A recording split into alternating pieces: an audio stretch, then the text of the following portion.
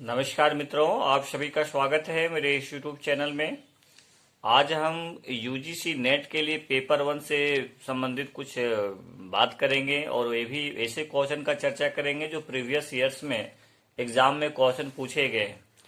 तो आज का पहला प्रश्न, एएलयू का अर्थ है, बताइए एएलयू का क्या अर्थ होता है। इसमें ऑप्शन दिया था American logic unit, alternate local unit, alternating logic unit, arithmetic logic unit. तो अर्थमेटिक लॉजिक यूनिट ये प्रश्न आया हुआ है यूजीसी नेट में। नेक्स्ट प्रश्न, एक व्यक्तिगत कंप्यूटर के जिस सर्किट बोर्ड पर बहुत सारे चिप्स लगे होते हैं उसे कहते हैं। Option number A microprocessor, option number B system board, option number C doctor board, option number D motherboard. ठीक है, तो निश्चित रूप से मदरबोर्ड होगा। ठीक है, मदरबोर्ड इसका आंसर हो गया। नेक्स्ट प्रश्न है, कंप्यूटर वायरस है। Option number A hardware, option number B bacteria, option number C software, option number D इनमें से कोई नहीं। तो इसका उत्तर होगा सॉफ्टवेयर। चलिए नेक्स्ट है, एमएस वर्ड्स ऑफिस 2007 का फाइल एक्सटेंशन होता है। Option number A dot PDF dot, option number B dot DOC, option number C dot DOCX, option number D dot TXT. तो एमएस वर्ड ऑफिस 2007 का file extension क्या होता है प्यारे students? तो इसका उत्तर होगा डॉट डीओसीएक्स। ठीक है, चलिए नेक्स्ट प्रश्न देखते हैं जो परीक्षा के दृष्टिकोण से बहुत इंपॉर्टेंट है।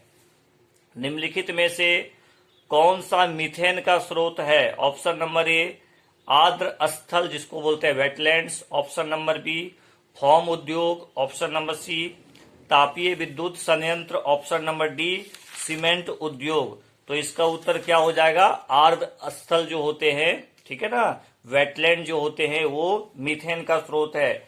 नेक्स्ट इंपॉर्टेंट प्रश्न, जापान में मिनीमाता आपदा किसके प्रदूषण के कारण हुई थी? ऑप्शन नंबर ए सीसा, ऑप्शन नंबर बी पारा, option number C cadmium, option number D zinc.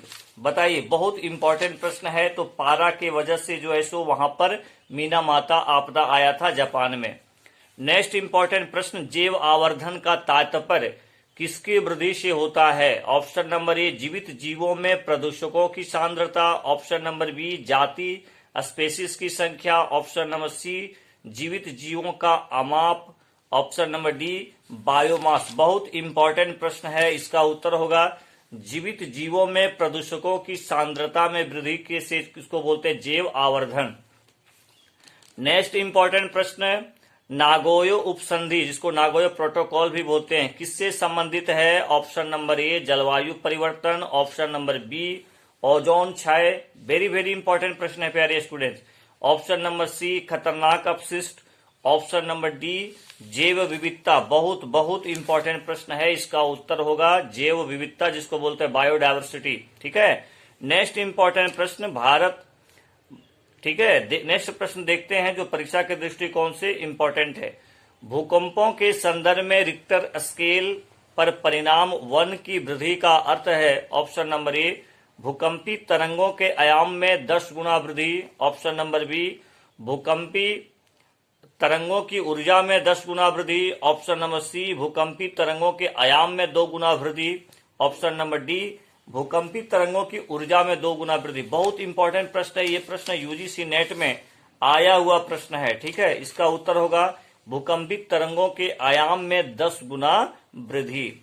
Next important है कि निम्नलिखित में से कौन सा मानव विकास सूचकांक का मापक नहीं है? ऑप्शन नंबर ए साक्षरता दर, ऑप्शन नंबर बी सकल नामांकन, ऑप्शन नंबर सी लिंग अनुपात, ऑप्शन नंबर डी आयु प्रत्याशा। ठीक है, तो इसका उत्तर होगा लिंग अनुपात। ठीक है, तो चलिए, ये बहुत ही कम प्रश्न का एक सेट था, लेकिन हम आगे अभी 2-4 दिनों के अंदर, क्योंकि आपके एग्जाम जो है सो 28 को है, तो उसको ध्यान में रखते हुए आज से हम आपके लिए इस तरह का मटेरियल डालने का प्रयास कर रहा हूं। आप लोग जरूर देखिएगा, प्रैक्टिस कीजिएगा और इस टाइप का क्वेश्चन का आप लोग निश्चित रूप से ज्यादा रिवाइज कर लीजिएगा। Thank you. अभी तक आप मेरे चैनल को सब्सक्राइब नहीं किए हैं, सब्सक्राइब कर दीजिए, लाइक कर दीजिए और शेयर कर दीजिए। धन्यवाद।